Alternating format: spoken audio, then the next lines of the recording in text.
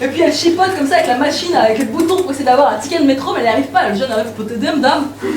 Elle sert son camarade, puis le jeune lui explique que papa, quand même, finalement, ouais, c'est un peu bizarre, mais c'est fort aimable. Et voilà qu'au bout de quelques minutes, une demi-heure à tout casser, elle se retrouve dans un grand immeuble blanc avec plein de vitres. Elle prend un ticket, numéro 44. Elle se retrouve à côté d'un pot de fleurs en plastique et des magazines féminins. Numéro 44. Elle rentre dans un bureau et là il y a un espèce d'employé communal avec des grosses lunettes. Alors madame, vous voulez avoir un spectacle culturel? Elle a trouvé un nouveau magazine, hein, parce que l'autre était un peu froissé. Oui, je voudrais avoir celui-ci, s'il vous plaît. Mais madame, à votre âge, mais madame, vous ne pouvez pas aller voir ce genre de choses. Là, il y a les nerfs de Gisèle qui commencent à contracter, sa main qui a collé une grosse droite à son petit cou. Et à la place, il y a une larme qui coule sur sa petite joue de vieille. Elle le regarde, elle reprend son magazine, elle s'en va.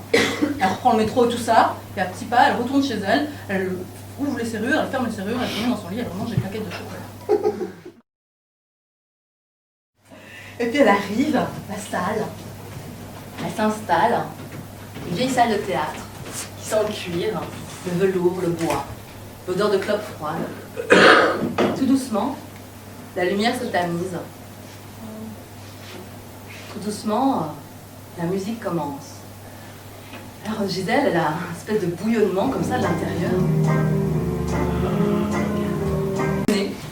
Monsieur et Madame Bonnefoy. Ils sont amoureux depuis une dizaine d'années, ils viennent juste de se marier. Ils trouvent un petit pavillon blanc. Elle commence à courir dans son quartier résidentiel au milieu des allées de fleurs comme ça, et elle sent les graviers sur ses pattes. Et au fond de la rue, elle entend le vrombissement d'un moteur, c'est une Harley Davidson en cuir noir qui l'attend.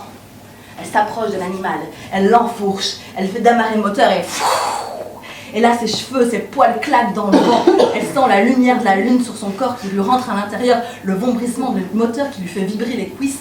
Elle en mouille sa culotte. Et elle prend tout son pied cette soirée-là, elle sort, elle boit, elle danse, elle fume. Elle se réveille au petit matin, à moitié à poil devant chez elle. Elle sent le sexe, le tabac, l'alcool. La ceinture est par terre. Elle a quelques images floues, pas beaucoup de souvenirs. Elle prend la ceinture, elle la jette dans une poubelle, elle monte chez elle, elle prend une douche, elle se frotte pendant des heures. Elle se frotte, et puis toute la journée, elle est comme si rien n'était. Et puis le temps passe et elle oublie l'affaire. Et puis un mois passe. Et c'est de nouveau la pleine lune. Elle est de nouveau à côté de son mari, elle a du mal à dormir, elle descend les escaliers, elle ouvre la porte et là, elle est revenue. Elle reste un petit temps comme ça, et puis il y a comme un tambour dans son ventre. Et du coup, elle prend la ceinture, elle la met, et là... Oui, allez, ça fait du bien. 1, 2, 3... Et là, elle se ressent complètement en loup. Et elle arrive dans les bois, et elle sent les feuilles, elle sent la terre sous ses pieds, elle sent les branches. Et là, elle sent l'odeur animale des boucs, l'odeur des chèvres. Elle rentre dans une étable, elle plante ses crocs dans le cou d'un animal. Et elle sent le sang chaud qui coule dans son corps, qui colle ses poils, et c'est bon. Le lendemain, elle retourne chez elle, elle se lave, elle range la ceinture dans un tiroir. Son mari, il a remarqué que de temps en temps sa femme, elle disparaissait, mais pas grave.